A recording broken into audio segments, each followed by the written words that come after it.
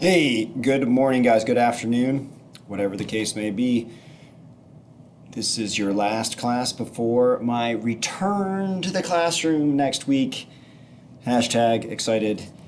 Some things for today. 3 things. All right, maybe 4, but let's start with these 3. First of all, Southern Africa warm up. Eric Kusi already did it.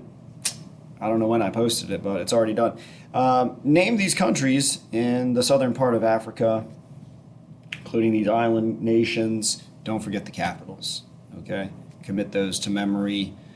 Keep practicing with them. I'm not sure when the test will be, but now that we've covered the entire continent in warm-ups, it's going to have to be right around the corner. All right, next up, we are covering the Great War, aka World War I. All right, it's at a very well.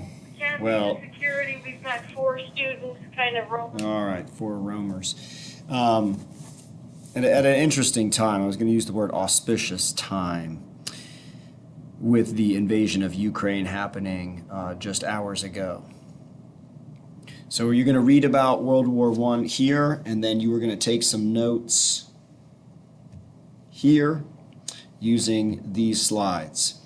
You're really just getting the basics. It's a refresher. In our next class, we'll have another activity related to World War I, thinking maybe an ed puzzle, and then a project to go with it. But for now, I think this is it. These 3 things. How about if everybody could complete all 3 of these things? All right, so the warm-up, the reading, and then the notes using the slides. All right, and that's it for today. So if you finish and you still need to go back and complete something on communism, capitalism, you could do that as well. Extra time, keep hammering out the Africa map and make sure you commit those countries and capitals to memory.